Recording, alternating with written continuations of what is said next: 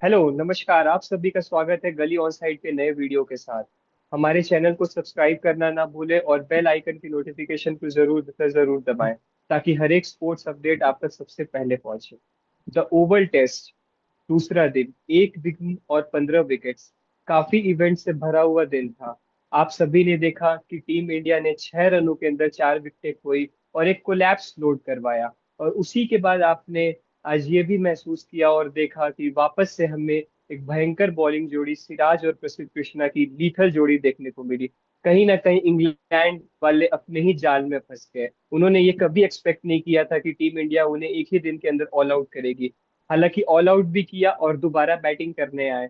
तो काफी इवेंट्स वाला दिन था। तो आइए हम अपनी नजर डालते हैं। तो एक एक करके हम सेशंस की ओर बढ़ते हैं। तो अभिनव भाई, सेशन 1 के बारे में हम आपसे जानना चाहते हैं। बिल्कुल बिल्कुल निहार भाई। काफी इवेंटफुल दिन रहा आज का। ओवल में जी। 16 विकेट्स गिरे। जहां तक बात करें हम पहले सेशन की, तो पहले सेशन में मेरे जी। ख्याल से इंडिया जो है अर्ली विकेट, जैसा हम लोग कल बात भी कर रहे थे कि इंडिया को अर्ली विकेट्स जी नहीं एकदम। खोने चाहिए। लेकिन कुछ सिचुएशंस ऐसा था, मौसम ऐसा था, बॉलिंग फ्रेंडली कंडीशंस था, तो कहीं ना कहीं हमारे बैट्समैन उस कंडीशंस में खरे उतर नहीं पाए और शुरू में ही अपनी विकेट्स गंवा बैठे। जहां तक बात जी करें जी हम बिल्कुल। करुण नायर की, तो सबसे पहले आज के दिन की शुरुआत हुई थी करुण नायर के विकेट के साथ। काफी अच्छा कल का दिन जी। निकालने के बाद, कल का दिन जो सबसे मेरे ख्याल से बैटिंग के लिए सबसे खराब दिन माना गया कल, उस दिन इतनी अच्छी जी। बैटिंग करी, 50 मारा। लेकिन फिर आज उसके बाद आज जी। जैसे बैटिंग करने आए, जैसे आज सबसे बड़ा बात है उनका डिसमिसल, जैसे आज वो आउट हुए। मतलब जी काफी टिमिड अप्रोच था। बैट और जी। पैड के बीच में उतना गैप, मतलब ऐसा लग रहा था कि वो बस बैटिंग करने आए ही थे। ऐसा बिल्कुल प्रतीत नहीं हो रहा था कि वो इतने देर से बैटिंग कर रहे हैं, इतनी अच्छी और बैटिंग कर रहे हैं। सबसे जी, आपने ये बात बिल्कुल सही कही। कहीं ना कहीं लग रहा था कि वो दोबारा नए पिच पे आए। ये हम वो शायद ये भूल गए कि वो 50 से ज्यादा बना के पिच पे खड़े हैं। उनकी काफी टिमिड अप्रोच हुई और उनका फ्रंट फुट आप देख सकते हैं, वो लेफ्ट साइड की ओर भागा और काफी गैप क्रिएट किया जिस कारण उन्हें एलबीडब्ल्यू होना पड़ा। तो हमें तो उम्मीद थी कि करुण नायर काफी अच्छा खेलेंगे, मगर वही बात है ना, वो जोसुआ टंग की वो डिलीवरी काफी ऑन पॉइंट डिलीवरी थी। बिल्कुल जी। निहार भाई, जैसे वो स्टंप की लाइन में गेंद थी और गेंद पर की हल्की सी इन स्विंग हुई और जी। उसमें मिस कर गए। एक्चुअली मेरे ख्याल से करुण नायर वो लाइन ही मिस कर गए जिस लाइन पे उन्हें खेलना चाहिए था। उनका बैट किसी और लाइन में आ गया था और बैट और पैड के बीच में वो गैप था, वो गैप को बॉल ढूंढ निकाला जिस कारण से उनका विकेट गिर गया। और हमारे मोस्ट डिपेंडेबल बल्लेबाज पिछले मैच के वॉशिंगटन सुंदर, उनको तो ऐसा लगा कि जैसे आज एक प्लान किया कि चलो फील्डर पीछे शिफ्ट करते हैं और आप वही मारेंगे और आप हाथों में कैच दे देंगे। उनके बिल्कुल विकेट से बिल्कुल। मैं काफी नाराज हूँ। बिल्कुल निहार भाई, एक्चुअली ये देखा गया है पिछले टेस्ट में भी, जैसे वो बेन स्टोक्स की गेंद पे आउट हुए थे, वही बाउंसर, वही जी पुल करना, बिल्कुल। वही हुक करना। उन्हें थोड़ा सा, एक तो सबसे पहले थोड़ी जिम्मेदारी लेनी पड़ेगी इस बॉल के खिलाफ कि उन्हें कोशिश करना पड़ेगा कि पुल या हुक शॉट को जी। नीचे ग्राउंडेड रखे। ये 50-50 या जी। T20 तो है नहीं जो हर बॉल आपके पास बाउंसर आए तो आप उसको पुल करके सिक्स मारने ही चले जाओ या फोर मारने ही चले जाओ। आराम से चाहते वो ग्राउंडेड शॉट खेल सकते थे, वहां पे एक रन निकाल सकते थे, इजी सिंगल हो जाता। बट कहीं ना कहीं विकेट गिर गया था और वो सोच रहे थे कि रन को मैक्सिमाइज करना, जिस कारण से वो अपनी विकेट खो बैठे। जी लेकिन अब वो वक्त आ गया है जब सुंदर को ये जरूर रियलाइज करना होगा कि वो इंडिया के लिए काफी इंपॉर्टेंट बैट्समैन है। सिर्फ वो गेंदबाज की तरह टीम इंडिया उन्हें नहीं देखती। अगर टीम उन्हें खिला रही है तो उन्हें एज अ बैट्समैन ज्यादा वैल्यू कर रहे हैं हम लोग। हम चाहते हैं कि वो काफी अच्छा परफॉर्मेंस दे और ये इस तरह के डिसमिसल, रिपीटेटिव डिसमिसल से बचे। तो खैर हम आगे बढ़ते हैं और हम गस एटिंगसन की ओर आते हैं। What a dream match series में हमें पहली बार देखने को मिली और क्या ही सुंदर परफॉर्मेंस। एक ब्यूटीफुल फाइफर और मेन मैच, मेन मोमेंट और फाइफर, आप इनके बारे में क्या कहना चाहेंगे? बिल्कुल। निहार भाई, गस एंटिंगसन काफी अच्छी बॉलिंग करी उन्होंने, बिल्कुल चैनल पे गेंद डाली। आप उनकी अगर पिच मैप भी देखोगे तो कहीं ना कहीं आपको दिखेगा जी। कि शॉट ऑफ गुड लेंथ पे ज्यादा उन्होंने बॉल को हिट करी और कोशिश कराया हर जी। बॉल बैट्समैन खेले। मतलब वो एकदम तीसरे जी। चौथे स्टंप पे गेंद या बिल्कुल एकदम लाइन पे गेंद फेंकी जिस कारण से सर हर बैट्समैन को उन्हें खेलने के चक्कर में वो आउट हो गए, आउट किया उन्होंने। जी आपने आपने ये सही कहा। और एक चीज मैंने काफी अच्छी ऑब्जर्व की कि गस एंटिंसन के पास ये काबिलियत है कि वो बॉल अगर आगे पिच करते हैं तो वो बाहर भी निकाल लेते हैं और अंदर भी निकाल लेते हैं। जैसे कि आप देख सकते हैं उन्होंने दोनों डिसमिसल्स किए। सिराज को जो बॉल डाली उन्होंने, वो एकदम एंड टाइम पे अंदर की ओर आई और जो उन्हें कृष्णा को डाली वो बाहर की ओर निकली। तो काफी मिक्स्ड बॉलिंग की और मैं काफी इम्प्रेस हूँ गस एटिंगसन की परफॉर्मेंस से। तो यहाँ जो यहीं पे आज का दिन समाप्त नहीं होता, असली दिन तो यहाँ अब शुरू होता है। अब आती है दोबारा इंग्लैंड की टीम बैटिंग करनी, और जो मार कुटाई उन्होंने की, बैस बॉल मोड एक्टिवेटेड, मतलब लीथल बैटिंग परफॉर्मेंस, और एकदम ही उन्होंने प्रेशर रिलीज कर दिया टीम इंग्लैंड के ऊपर से। बिल्कुल निहार भाई, इंग्लैंड की बैटिंग स्टार्टिंग में जो 15 ओवर हुई, इसको मैं दो तरीके से देखता हूँ। पहला तो ये नजरिया जी इंग्लैंड का, जहां की बहुत अच्छी उन्होंने बैटिंग करी, काफी ताबड़तोड़ रन बनाए। मतलब 98 रन की पार्टनरशिप 72 बॉल्स में, बिल्कुल ऐसा जी 50-50 20-20 मोड एक्टिवेट करके वो लग रहा था अंदर ही से आए थे। उन्हें ये सेट होके आए थे कि आज आएंगे और बस मारना है। उस मोटिव से जैक जी। क्रॉली और बेन डकेट आए थे, और कहीं ना कहीं यहाँ हमारे गेंदबाजों ने भी गलती करी स्विंग खोजने के चक्कर में। बहुत बुरा हमने वहां पे परफॉर्मेंस किया गेंदबाजी में, बहुत ही बुरा एक्चुअली निहार परफॉर्मेंस। भाई, इसको आप ऐसे समझिए कि हम बहुत जी ज्यादा स्विंग देखने के चक्कर में काफी ज्यादा लाइन आउटसाइड सिक्स स्टंप को टारगेट करने चले गए, जिस कारण जैक जी क्रॉली और बेन डकेट दोनों को काफी रूम मिला। उस रूम का फायदा उठा के, जैसे जी क्रॉली जी जैसे बल्लेबाज हैं, आप देखे होंगे पूरी सीरीज में जो बॉल उनके तरफ आती है, बॉडी को हिट करने वाली बॉल होती है, उसमें वो काफी जी ज्यादा थोड़ी दिक्कत में आते हैं। लेकिन वहीं अगर उन्हें रूम मिलता है तो रूम पे वो अच्छा प्रहार करते हैं। तो वही गलती आज जी हो गई एग्जैक्टली। सिराज से, अर्शदीप से जी और आकाशदीप से और मोहम्मद अर्शदीप नहीं, आकाशदीप से। आकाशदीप से और सिराज से, कि वो काफी ज्यादा बॉल बाहर डालने लगे आज। जी आपने ये पॉइंट बहुत अच्छा रखा, और मैंने भी ये देखा था कि शायद 91 रन्स के पार्टनरशिप में उन्होंने लगभग नहीं तो around 64 runs outside off stump की बॉलों में स्कोर किया, और सिर्फ 44 बॉल्स में। टीम इंडिया के बॉलर्स का अगर हम पिच मैप देखें तो आपने सही कहा, उन्होंने आउटसाइड ऑफ स्टंप बहुत ट्राई कर रहे थे। वो एक फिक्स डिसिप्लिन और लाइन से बॉलिंग करने नहीं आए थे, शायद उस समय वो प्रिपेयर्ड नहीं थे। आप कहो कि एक होता है ना कि बुमराह के ना खेलने पे हमने कई बार ये देखा है कि शुरुआत में हमें थोड़ा टाइम लगता है सेटल डाउन होने में, और फिर धीरे धीरे हम आप अपने इसे एप्लीकेशंस को निहार अप्लाई भाई करते हैं। ऐसा समझ सकते हैं जी कि वो स्विंग खोजने के चक्कर में काफी ज्यादा लाइन से बाहर बॉल करे, ताकि वो बॉल इन स्विंग करे, थोड़ी आउट स्विंग करे, तो जिस कारण से वो लाइन से भटक गए थे अपनी। खैर, उस वक्त मैंने एक चीज देखा कि शुभमन गिल पीछे से आवाज दे रहे थे, वो देखिए यंग कैप्टन है, वो बहुत अच्छा कह रहे थे कि यहाँ मत डालो वहां मत डालो। लेकिन मैं उनसे थोड़ा ये एक्सपेक्ट करता हूँ कि जैसे आप अगर ऐसा कुछ मोमेंट देख रहे हो ना जहाँ आपकी पिटाई हो रही है या आपका पल्ला कमजोर है, तो आप थोड़ा समय ले, आप अपने बॉलर्स के पास जाएं, थोड़ा डिस्कस करें, उनसे पूछे कि आप क्या ट्राई करना चाह रहे हैं, फील्ड क्या रखना चाह रहे हैं। तो आप इस समय ना ज्यादा से ज्यादा चांसेस होते हैं आपके पास रोकने के। तो चलिए हम लोग आगे बढ़ते हैं, और यहाँ हम लोग रिफ्लेक्शन डालते हैं डकेट की विकेट की ओर। खैर डकेट तो इतना अच्छा खेल रहे थे, उन्होंने तो मुझे लग रहा है कि अपने विकेट खुद ही फेंक दी। वो रिवर्स स्कूप में उन्होंने कुछ शॉट्स ट्राई किए, सिक्सेस भी आए, फोर भी आए, लेकिन लास्ट में उन वही शॉट को उनका विकेट लिखा था, आकाशदीप अराउंड द विकेट। और खैर कहीं ना कहीं मुझे लगा कि वो विकेट अपना फेंक के चले गए।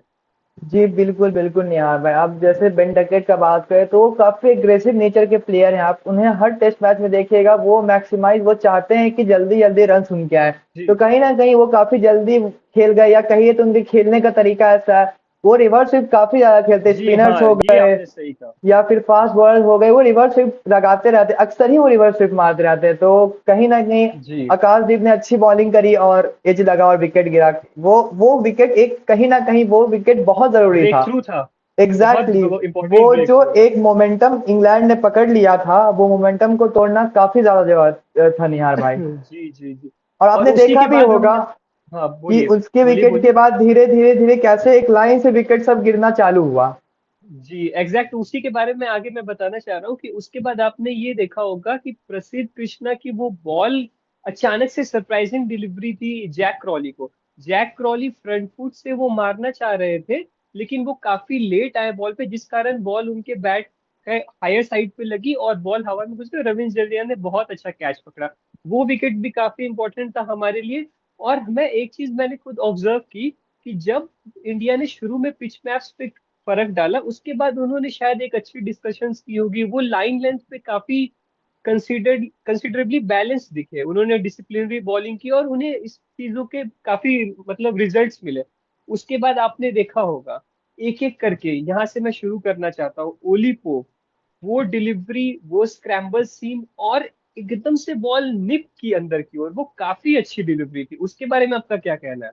जो बिल्कुल मोहम्मद सिराज ने डाली थी ओली पोप बिल्कुल पे। निहार भाई, मोहम्मद सिराज की बात पे आते हैं। पहले तो मैं दर्शकों को बता दूं, स्क्रैम्बल सीम होता है, एक होता है आपको नॉर्मल सीम जो बॉल आप एकदम सीधे करके फेंकते हो, जी एक जी होता है जी क्रॉस सीम जहां आप सीम के क्रॉस करके आप बॉलिंग फेंकते हो, और स्क्रैम्बल सीम जी। कहीं ना कहीं होता है जो दोनों के बीच में एक 45 डिग्री का एंगल बनाता है। तो वो जब टप्पा और खा बॉल वॉबल करके बिल्कुल, जाती जब है वो जी। टप्पा खाती है तो टप्पा खा के एक तरफ वो काफी अच्छे से कटती है, तो कहीं ना कहीं उसका जी बहुत अच्छा फायदा मोहम्मद सिराज को मिला, जो टप्पा का बॉल बहुत तेज इन स्विंग होके ये ओली पॉप की तरफ आई, जिसको वो नहीं खेल पाया। और कहीं ना कहीं एक अच्छा रिव्यू भी माना जा सकता है कि उस समय जी, एम्पायर ने वहां आउट, बहुत इंपॉर्टेंट था और वो अगर रिव्यू देना। अगर वो रिव्यू नहीं मिलता ना, या वो रिव्यू नहीं देते, तो हो सकता था वो पार्टनरशिप लंबी चली जाती, क्योंकि पोप एक तो कैप्टन है और काफी अच्छे प्लेयर भी हैं, तो कहीं ना कहीं वो रिव्यू और वो अच्छी पड़ी हुई गेंद काफी अच्छी बॉल थी, इसमें कोई डाउट नहीं है निहार जी, भाई। मैं उस गेम पे वापस आना चाहूंगा। तो मैंने ये काफी अच्छा एक चीज एनालाइज किया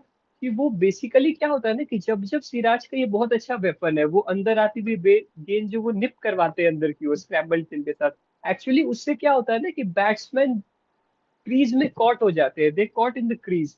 तो उस कारण क्या होता है कि उनका बॉल के बिहाइंड बैट नहीं आ पाता है जल्द से जल्द, तो गैप क्रिएट होता है और वो एलबीडब्ल्यू का विकेट नुकसान हो जाता है। तो एक्चुअली इसके निहार बाद भाई, हमने अगर आप जी अच्छे से एनालाइज किए होंगे मैच को, तो आपने देखा होगा वही विकेट के बाद जो है टीम इंडिया ने चैनलाइज बॉलिंग करी, और कहीं ना कहीं जी गुड लेंथ बिल्कुल। शॉट, गुड लेंथ, और वो जो था। जी निहार भाई। जी जी, आपने देखा होगा कि टीम इंडिया ने 5 से 6% फुलर लेंथ पे बॉल को आगे रखने की कोशिश की जब वो 91 रन के पार्टनरशिप के बाद दोबारा बॉलिंग करने आए। जैसे आपने बताया कि पोप का विकेट मिला, तो यहाँ से शुरू हुई। और दूसरी चीज उन्होंने क्या किया कि उन्होंने स्टंप्स की लाइन में बहुत बहुत अटैक किया। लगातार उन्होंने कोशिश की कि हम फिनिश करें स्टंप्स पे ताकि एलबीडब्ल्यू के चांसेस क्रिएट हो। और इसी कारण कहीं ना कहीं जो रूट का भी हमें बहुत इंपॉर्टेंट विकेट मिला। वो विकेट मैच का बहुत टर्निंग पॉइंट था, जब same line same length almost कहें कि आप कार्बन कॉपी थी ओली पॉप की डिलीवरी, और हमें विकेट मिला। बिल्कुल बिल्कुल निहार भाई, सेम वही बॉबल टीम, सेम वही बॉल, टप्पा खाना, जी टप्पा खा के वो अच्छे से अंदर इन स्विंग, काफी तेज इन स्विंग आना। तो कहीं ना कहीं मेरे ख्याल से निहार भाई, मोहम्मद सिराज की काफी तारीफ करनी होगी, जब वो एक बार वो लाइन पकड़ लिए तो जी लगातार उस लाइन पे बॉलिंग करते रहे, और कहीं ना कहीं उसी का ये जी नतीजा है कि उन्हें लगातार विकेट्स मिलती गई, इतनी विकेट्स। जी जी। लेकिन और वहां पे जो रूट का विकेट बहुत इंपॉर्टेंट विकेट था हमारे लिए कहीं ना कहीं। अगर वो इस ग्राउंड में टिक जाते या फिर वो उन्होंने हमें, अक्सर हमने देखा है कि मेन मोमेंट्स में जो रूट हमेशा डिलीवर करते हैं। तो हम आगे बढ़ते हैं आज के दिन की सबसे स्पेशल डिलीवरी। सिराज की जब इतनी ही बात की है तो ये स्पेशल डिलीवरी की बात ना करें तो ऐसा बिल्कुल जायज नहीं है। बिल्कुल बिल्कुल।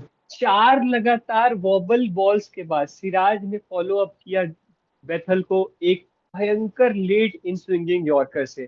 क्या delivery, on point in swinging yorker. वो एकदम सरप्राइज होके कि बॉल सडनली कैसे आ गई और वो विकेट हमें मिला। उस विकेट के बारे में आपका क्या कहना है? बिल्कुल क्योंकि बिल्कुल। बेथल बहुत ही अच्छे बल्लेबाज हैं बिल्कुल और वो बिल्कुल। टेक्निकली साउंड प्लेयर है, मगर सिराज ने डिसीव किया। बिल्कुल निहार भाई, एकदम ये बात आपकी मैं एकदम 100% एग्रीड हूँ। जैसे वो 4 बॉल का वो एक सेटअप, और 5वां बॉल जो एकदम जी डायरेक्ट उनके पैर पे सीधा यॉर्कर आना, वो कहीं जी ना कहीं बिल्कुल ही तैयार नहीं थे उस यॉर्कर के बारे में। उनका पैर पे डायरेक्ट जाके बॉल लगी, बैट आने का तो समय ही नहीं मिला उनको।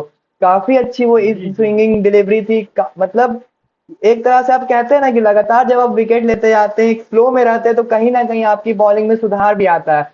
ये और आपके पास चांसेस बनते हैं कि आप बैट्समैन को सेटअप कर सके। अगर आपके विकेट्स मिल रहे हैं तो आप एक प्लान के अकॉर्डिंग सेटअप कर सकते हैं। बिल्कुल बिल्कुल निहार भाई, आप बिल्कुल सही बोल रहे हैं। जी। और बेथल के विकेट के बाद हमने एक चीज और देखी कि बैक टू बैक फिर प्रसिद्ध कृष्णा ने हमारे लिए 3 विकेटें ली और इंग्लैंड की टीम को रैप अप किया। हालांकि क्रिस वोक्स बैटिंग करने नहीं आ पाए, लेकिन प्रसिद्ध कृष्णा ने वहां रिस्पॉन्सिबिलिटी उठाई और बैक टू बैक ओवरटन को, जेमी स्मिथ को और गस एटिंगसन को आउट किया। हालांकि ओवरटन अपने बॉडी से काफी दूर खेल गए बॉल को, तो एज लगा और राहुल ने वहां पे अच्छी कैच पकड़ी। लेकिन अगर ओवरटन के डिसमिसल्स के अलावा हम दोनों डिसमिसल्स की ओर जाए, यानी कि गस एटिंगसन की बॉल और ओवरटन की बॉल में भी वही हेल्प लिया प्रसिद्ध कृष्णा ने कि पिच को एक्सप्लॉइट किया, लेंथ को एक्सप्लॉइट किया, और उन्होंने कोशिश किया कि जितना से जितना वो पिच से एक्सट्रैक्ट कर सके सीम। तो उनकी बॉल भी अंदर आई और ओवरटन का विकेट गिरा। और जब गस एटिंगसन वाली जो डिलीवरी थी, वो भी सडन सरप्राइज बॉल थी और वो 30 यार्ड के अंदर आउट हो गए। और उसके बाद इंग्लैंड की टीम का कहो कि मतलब मनोबल, उन्होंने ये एक्सपेक्ट कभी नहीं किया था कि हम आज ही के दिन ऑल आउट हो जाएंगे। शायद उनका प्लान उन्हीं पे भारी पड़ गया। बिल्कुल, जी। बिल्कुल नेहा भाई, जैसा हम लोग कल के पॉडकास्ट में अपनी बात भी कर रहे थे कि प्रसिद्ध कृष्णा और जी। मोहम्मद सिराज ये काफी लीथल साबित हो सकते हैं, क्योंकि कहीं ना जी। कहीं ऐसा हम लोग ने बात करा था कि पिच नया रहेगा, पिच में वो मूवमेंट अभी भी बनी रहेगी। तो इंडिया के लिए एक जी। एडवांटेज रहेगा कि अगर फर्स्ट इनिंग या सेकेंड इनिंग में हम ऑल आउट भी हो जाते हैं, तो कहीं ना कहीं हमारे लिए एक बॉलिंग फ्रेंडली पिच रहेगा और हमारे बॉलर्स काफी अच्छे हैं। मोहम्मद सिराज इतने सालों से टेस्ट मैच खेल रहे हैं और प्रसिद्ध कृष्णा का हालिया फॉर्म काफी अच्छा रहा। हाँ, पिछले 2-3 टेस्ट जी। मैच वो अच्छा नहीं कर पाए, वो कुछ अलग बात है। लेकिन इस टेस्ट मैच में उनका 4 विकेट लेना एक तो उनके मनोबल के लिए भी बहुत अच्छा है, और कहीं न कहीं जी। एक बार वो जब वही बात हो गई ना कि शुरू के 15 ओवर में हमें वो सही लाइन ही नहीं मिल पा रही थी, कि किस लाइन पे वो बॉलिंग एक्चुअली करना है। एक्चुअली मैं आपको रोकना चाहूंगा और मैं दर्शकों को बताना चाहूंगा कि एक्चुअली बेसिक हुआ क्या था कि इंग्लैंड वालों ने हैवी रोलर लिया था बिटवीन द इनिंग्स। तो हैवी रोलर के कारण क्या होता है ना कि एक जो सॉइल की लेयर ऊपर होती है वो एक फ्लैटन हो जाती है, जिस कारण की पिच में थोड़ी सी ड्राई हो जाती है। तो आपको जो लेटरल मूवमेंट होती है ग्रास की वजह से, वो आप काउंटर कर सकते हैं। तो शायद ये रीजन हो सकता है कि शुरू के कुछ जो 40-50 मिनट्स थे, तो इंग्लैंड इस प्लान से आए थे कि हमने हैवी रोलर लिया और हम 40-50 मिनट्स का फुल यूटिलाइजेशन करेंगे। और आपने बिल्कुल ही देखा कि 40-50 मिनट्स के बाद से ही विकेट्स मिलना शुरू हुए, लेकिन वो 40 मिनट का दौर उन्होंने काफी यूटिलाइज किया। और प्रसिद्ध कृष्णा की बात करें, अगर हम वापस आएंगे, तो जैसे आपने एक चीज बहुत अच्छी देखी कि प्रसिद्ध कृष्णा को जहां विकेट मिला, उनके एक एटीट्यूड में डिफरेंस दिखने को मिला। वो जा रहे थे रूट से, वो काफी भिड़ रहे थे, मतलब एक फ्रेंडली बैंटर ही था को। वो चार्ज ले रहे थे, वो मतलब कि एक दिख रहा था कि वो मतलब एक फास्ट बॉलर की कैरेक्टर मुझे देखने को मिली प्रसिद्ध कृष्णा में आज। बिल्कुल नहीं, हाँ भाई, जब आप एग्रेसिव बॉलिंग करते हो, जब आपको विकेट मिलती है, तो कहीं ना कहीं चाहते हो जी। कि आप अपोजिशन को सप्रेस करके रखो, वो एक मेंटल प्रेशर बना के रखो उन पे। तो कहीं ना कहीं वो एक जी। मेंटल प्रेशर का पार्ट रहता है, कहीं ना कहीं जैसे बैट्समैन का फोकस थोड़ा सा डिविएट करने का वो एक रहता है। तो काफी अच्छी बॉलिंग भी करी उन्होंने, और खास करके ये बैंटर की बात जी। करें तो बैंटर तो होते ही रहते हैं। इंडिया इंग्लैंड का टेस्ट मैच हो, इतना इंपॉर्टेंट मैच, हिटअप मैच, तो बैंटर तो चलते ही रहता है, वो उसमें कोई दिक्कत वाली बात नहीं है एकदम। जी। और अगर हम लोग इस पे भी जाएं, दोबारा से मैं जाना चाहूंगा, दर्शकों को ये चीज क्लियर करना चाहूंगा कि जो इंडिया ने जितने भी विकेट्स लिए ना, तो उन्होंने स्टार्टिंग में आउटसाइड ऑफ स्टंप रखी थी। और जो दोबारा जब हमारे हमने विकेट्स लिए, तो पिच मैप हमारा काफी बेटर देखने को मिला एज कम्पेयर टू पहले। तो हमारे जो इन्होंने मोहम्मद सिराज ने बॉलिंग की, उन्होंने good length, shot of good length, middle of the line रखा, तो जिस कारण उन्हें विकेट्स मिले। और उन्होंने आउटसाइड ऑफ स्टंप पे कंसंट्रेट नहीं किया। और कृष्णा ने भी सेम चीजें की, उन्होंने good length, short of good length और शॉर्टर लेंथ, तीनों को धीरे धीरे यूज किया, और उन्हें इस कारण विकेट्स मिले। तो ये पिच को कहो ना कि आप एक प्लान लेके आए थे, वो शायद ब्रेक जरूरी था और प्लान जरूरी था हमारे लिए। और हम अगर आगे बढ़े, तो मैं दर्शकों से शेयर करना चाहूंगा कि कुछ स्टैट्स मैं उनसे शेयर करना चाहूंगा, तब मैं वापस इंडिया की बैटिंग पे आऊंगा। तो हमारा स्टैट सेगमेंट का आज का स्टैट्स ये है कि जो रूट पहले ऐसे प्लेयर बने जिन्होंने 2000 रन सिर्फ एक टीम के अगेंस्ट अपने कंट्री में, यानी कि उन्होंने टीम इंडिया के अगेंस्ट 2000 रन का रिकॉर्ड बनाया। और अगर हम अपना दूसरा स्टैट जाने, तो मोहम्मद सिराज, उनके नाम एक आज एक यूनिक स्टैट देखने को मिला। उन्होंने अपने लाइफ में सिर्फ और सिर्फ 2 बार लेफ्ट हैंडर्स को एलबीडब्ल्यू किया अपने टेस्ट करियर में। एक जी, बार जी, ख्वाजा जी। को, और आज दूसरे बार हमें देखने को मिला जैकब बेथल को। और ये तीसरा स्टैट मैं अपने दर्शकों के पास ये रखना स्टैट तो चाहूंगा। काफी यूनिक स्टैट रहा कि सिर्फ 2 ही लोगों को उन्होंने जी। आउट कर रखा है, काफी अच्छा स्टैट है, और चलिए। इतने बड़े टेस्ट करियर में लेफ्ट हैंडर बिल्कुल, सिर्फ और सिर्फ दो को एलबीडब्ल्यू, उन्होंने 2 बार ही एलबीडब्ल्यू किया। बिल्कुल, और बिल्कुल। तीसरा स्टैट मैं रखना चाहूंगा दर्शकों के सामने, जो कि है जैक क्रॉली और बेन डकेट का।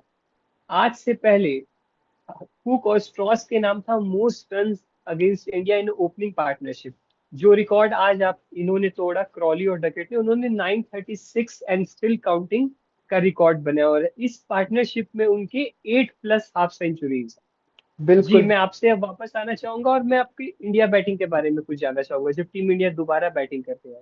जी, बिल्कुल निहार भाई, जब टीम इंडिया दोबारा बैटिंग करने आई, तो मैं इसमें एक ही चीज कहना चाहूंगा, अगर इंग्लैंड के पास बेसबॉल है, तो हमारे पास जैसबॉल जी। है। जिस जी। हिसाब से जी। उन्होंने काउंट बिल्कुल। जिस हिसाब से जायसवाल ने काउंटर करा, जिस हिसाब से आज कहीं ना कहीं आज ऐसा था, सब मान के चल रहे थे कि आज का दिन हमें निकालना था, बट कहीं ना कहीं निकालने से ज्यादा जायसवाल ने इतना अच्छा आज ही के दिन हमें सबसे पहले तो एक लीड दे दी जायसवाल ने, जी और काफी जी तेज बिल्कुल। 50 रन मारा। ये 50, क्योंकि सेकंड इनिंग में जायसवाल पे एक सवाल रहता है कि हमेशा वो सेकंड इनिंग में थोड़ा फ्लॉप कर जाते हैं, सेकंड इनिंग में परफॉर्म नहीं कर पाते हैं, जैसा फर्स्ट इनिंग अच्छा खेलते हैं जी बट सेकंड इनिंग में फ्लॉप कर जाते हैं। बट कहीं ना कहीं आज उसका जवाब देते हुए जायसवाल ने काफी अच्छी बैटिंग करी। हालांकि 3 कैचेस उनके छूटे, वो दूसरी चीज है, लेकिन जिस हिसाब से लेकिन उन्होंने एक वो फियरलेस चलता है, अप्रोच वो दिखाया, क्रिकेट में एक पार्ट एंड पार्सल है, पार्सल है, पार्ट एंड पार्सल है, जब वो आप होते फियरलेस रहता है। अप्रोच जी दिखाते ना निहार भाई, तो कहीं ना कहीं एक जी वो आपके साथ एक होना चाहिए, थोड़ा सा लक का एडवांटेज होना चाहिए। तो आज कहीं ना कहीं वो जी जी लक का एडवांटेज जायसवाल को मिला, और जो फियरलेस बैटिंग उन्होंने करी है, जैसे उन्होंने कुटाई करी है जी। इंग्लैंड की, माइंड ब्लोइंग, मजा आ गया, माइंड ब्लोइंग, स्वाद आ बिल्कुल गया था उनकी बिल्कुल बैटिंग देख के। बिल्कुल माइंड लेकिन ब्लोइंग। लेकिन जहां उनकी स्पेशल बैटिंग देखने को मिली, वहीं एक कैजुअल अप्रोच केएल राहुल की देखने को मिली। केएल राहुल को पता नहीं एक चीज उनके साथ अटैच्ड हो गया कि जब जब वो दो तीन अच्छी इनिंग्स दे देंगे, और नेशन को सबसे ज्यादा एक्सपेक्टेशन होगी कि आज राहुल रन बनाएंगे।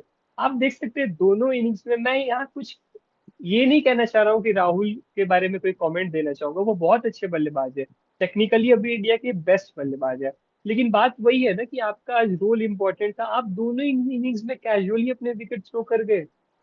देखिए निहार भाई, जहां तक राहुल की विकेट का बात है, मैं राहुल की विकेट गिरने से 1 ओवर पहले से शुरू करना चाहूंगा, जहां जोशुआ टंग ने उन्हें जी 6 की 6 बॉल एक ही लाइन पे, एक ही चैनल पे फेंकी।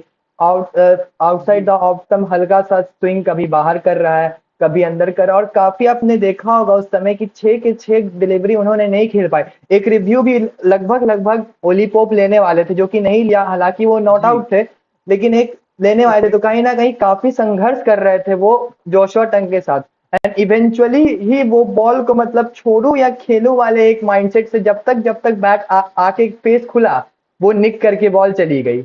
वही राहुल के साथ वो अनफॉर्चुनेट डिसमिसल कहिए या कहिए कि वो उतने टच में इस इनिंग में मैं कहूंगा नहीं, अगर। लेकिन लेकिन आप ना इसको जो आप टर्म कर रहे हैं अनफॉर्चुनेट डिसमिसल, लेकिन आप ये भी तो देखिए कि आप पिच पे फिर वही टिक जाते हो। क्या जरूरत थी, एक दिन की समाप्ति पे थे आप, इतनी बाहर की बॉल को छेड़ रहे हो। ये अप्रोच मुझे, ये चीज जो होती है ना, जब आप, एक होता है आउट होना और एक होता है विकेट सामने वाले को दे देना, वो फर्क ना फैंस को डिसअपॉइंट कर देती है। एक्चुअली निहार भाई, जब आपके बैट से बॉल लगती रहती है ना, तो आपका वो एक कॉन्फिडेंस बना रहता है। बट राहुल के साथ क्या हुआ कि लगातार उनकी बॉल मिस होती जा रही थी, मिस होती जा रही थी, जो उनको एक जी मेंटल प्रेशर क्रिएट हो रहा था, और कहीं ना कहीं उसी चक्कर में वो उस बॉल को खेलने की कोई आवश्यकता नहीं थी। बट कहीं ना कहीं वो एक हो जाता है ना कि खेलूं या नहीं खेलूं, खेलूं या नहीं खेलूं, कि बीच में वो फंस गया, जी। वो एज लग गया वो बॉल। तो कहीं ना कहीं मैं लेकिन ऐसा कहना, आज राहुल राहुल, हालांकि ऐसे बल्लेबाज हैं जो कम छोड़ते हैं, मतलब बाहर की बॉलों को नहीं छेड़ते ज्यादा, बिल्कुल बिल्कुल, बस वो वही बात है डिसिप्लिन ना खेलते हैं। निहार भाई, कि कभी कभी आपका दिन ऐसा हो जाता है कि आपसे बॉल नहीं लगती है, तो आप काफी ज्यादा थोड़ा हो जाते हैं। जी, और मेरे मेरे पसंदीदा बल्लेबाज आज भी फिर से वही timid approach, same timid approach, वो बैट का बॉल पे लेट से आना। आप ऐसा, मेरे को ये समझ में नहीं आ रहा है कि जब पूरी दुनिया को पता चल गया है कि outside leg stump, middle of, मतलब मिडिल और लेग स्टंप की लाइन वाली डिलीवरीज, ये इनको जायसवाल को ये समझ में क्यों नहीं आ रहा कि आप जब बॉलर बॉल फेंकने पोजीशन में आ रहा है, तो आप एक रेडी स्टांस में रहो ना। आप कोशिश कर रहे हो कि बॉल रिलीज होगी, उसके बाद मैं अपने बैट को नीचे लाऊंगा, तब तक तो गेम ओवर है सर आपका। ऐसा टिमिड अप्रोच काम नहीं आएगा। बिल्कुल बिल्कुल निहार भाई, मैं आपसे बिल्कुल सहमत हूँ। वो जो जैसी डिलीवरी थी, तो कहीं ना कहीं जी सुदर्शन इस बार इस यही चीज में कंफ्यूज है कि मैं उसको फ्रंट फुट पे खेलूं या बैक फुट पे खेलूं। उसके चक्कर में वो फ्रंट फुट वाली गेंद बैक फुट पे खेल गए, जिस कारण उनकी वो एलबीडब्ल्यू काफी मतलब और कहूंगा उनका कि। आई लेवल का जो उनका इशू है ना, आई लेवल का बैट के साथ जो आई लेवल का होना चाहिए, जैसे कि जो आपका लेफ्ट आई है साई का, वो अंपायर की लाइन में होना चाहिए, और आपका राइट आई जो है वो बॉलर की लाइन में होना चाहिए। उससे क्या फायदा होता है ना, जो अंदर आती हुई डिलीवरीज होती है, उन पे आप सही से रिस्पॉन्ड कर सकते हो। आप लेट नहीं आओगे, टाइमली आओगे, तो आप फ्लिक शॉट्स काफी अच्छे लगा सकते हो, या आप ग्लांस कर सकते हो। तो एक ये बहुत इंपॉर्टेंट एस्पेक्ट है जो रिकी पॉन्टिंग ने भी मेंशन किया था। चलिए खैर, देखते हैं क्या होता है। और मैं आपसे एक जल्दी से ये जानना चाहूंगा कि कल का क्या प्रिडिक्शन है आपका। कल निहार भाई, कल कहीं ना कहीं एक तो फोरकास्ट दिखा रही है कि काफी अच्छी धूप निकलने वाली है, और जी कहीं ना कहीं कल बैटिंग फ्रेंडली पिच होगी। तो मैं ये चाहता हूं कि इंडिया कल के पार्टिकुलर दिन ज्यादा से ज्यादा मैक्सिमाइज करे, क्योंकि एक तो पिच 3 दिन की हो जाएगी, दूसरे उनके पास कोई जी ऐसे अच्छे स्पिनर्स नहीं। उनके पास जैकब बैथल भी पार्ट टाइम स्पिनर है, जो रूट भी पार्ट टाइम स्पिनर है, हैरी ब्रूक भी जी पार्ट टाइम स्पिनर है। तो कोई उनके पास ऐसा प्रॉपर स्पिनर नहीं है। तो अगर एक बार फास्ट बॉलर्स को उन्होंने पहले सेशन में 15-20 ओवर अच्छे से खेल लिया, एक जो वो पहला सेशन का प्रेशर रहता है, जो हमेशा हम देखते हैं कि हम पहले सेशन में 1 विकेट 2 विकेट गिर जाते हैं, अगर वो हमने कंट्रोल कर लिया तो कहीं ना कहीं मुझे लगता है कि ये मैच भी हम लोग जीत पाएंगे। मैं इस बारे में काफी ज्यादा जी सहमत हूँ इस चीज से, और काफी ज्यादा बिलीव रखता हूँ उस चीज के बारे में कि अगर इंडिया पहला सेशन अच्छे से खेलती है तो इंडिया ये मैच जरूर ही जीतेगी। क्योंकि जी पहला ही जी सेशन जरूर ऐसा होने वाला है जहां बॉल थोड़ी स्विंग थोड़ी मूवमेंट मिलेगी। एक बार वो सेशन बीता, एक बार धूप पड़ी और पिच फिर एक पूरी पिच फ्लैट हो जाएगी, और आराम से स्कोरिंग अपॉर्चुनिटी इंडिया की बढ़ जाएगी। और कहा जाता है कि तीसरा दिन काफी अच्छा बैटिंग के लिए होता है। और एक चीज मैं मेंशन करना भूल गया, और ये अगर ना मेंशन करे तो चलेगा नहीं, हैरी ब्रूक उन्होंने जो काउंटर अटैक डिस्प्ले किया। एक साइड से इंग्लैंड के विकेट्स गिर रहे थे, लेकिन हैरी ब्रूक ने वो लेट डाउन दी ऑर्डर जो 50+ की इनिंग्स खेली, उनका कंट्रोल परसेंटेज भी 80 के अराउंड था, और उन्होंने काफी अच्छा काउंटर अटैक किया। लेकिन लास्ट में वही लास्ट लाफ सिराज का देखने को मिला, लेकिन मुझे वो इनिंग्स काफी अच्छी लगी। और हैरी ब्रूक को मैं काफी अच्छा रेट करता हूँ, तो उस इनिंग्स के बारे में आप थोड़ा शॉर्ट में बता सके। हाँ हाँ भाई, बिल्कुल बिल्कुल, हैरी ब्रूक की इनिंग्स को मैं ऐसा देखना चाहूंगा कि जब परिस्थिति काफी मुश्किल थी तो वहां वो चैलेंज लेते हुए काफी तेज खेल। कई बार जब जी आप काफी तेज खेलते हैं ना, तो वो आपके हित में चला जी जाता है। जैसे इंडिया यही गलती कर देता है। इंडिया ने फर्स्ट इनिंग में सबसे बड़ी गलती यही की कि हमेशा वो सेल में ही रह गए। चाहे वो साई जी सुदर्शन हो, चाहे वो के राहुल हो, काफी सेल में बैटिंग की, काफी ज्यादा बॉल खेले। अब जहां इंग्लैंड को देखेंगे, या तो उन्होंने मारा है या तो उनके विकेट गिरे हैं, यही दो चीज हुआ ही है। जी तो कहीं ना कहीं मैं कल इंडिया से ये चाहूंगा कि थोड़ा काउंटर अटैक अच्छा से डरा करें। हुआ अप्रोच ना रखो, जी जी बिल्कुल बिल्कुल, डरा हुआ बिल्कुल अप्रोच ना रखे, फ्री माइंड से आए। बिल्कुल अटैक वाली बॉलों को अटैक करें, डिफेंड वाली बॉलों को डिफेंड बिल्कुल बिल्कुल बिल्कुल। करें। तो मैं आप सबसे भी जानना चाहूंगा, अपने प्रिडिक्शन जरूर कमेंट बॉक्स में कमेंट करें और अपने राय शेयर करें। हम कोशिश करेंगे ज्यादा से ज्यादा रिप्लाई देने का और उन पे डिस्कस करने का। तो इसी नोट पे मैं आपसे विदा लेना चाहूंगा। आशा करता हूँ कि आपको वीडियो पसंद आया होगा। Do like share and subscribe. Welcome to gully on side.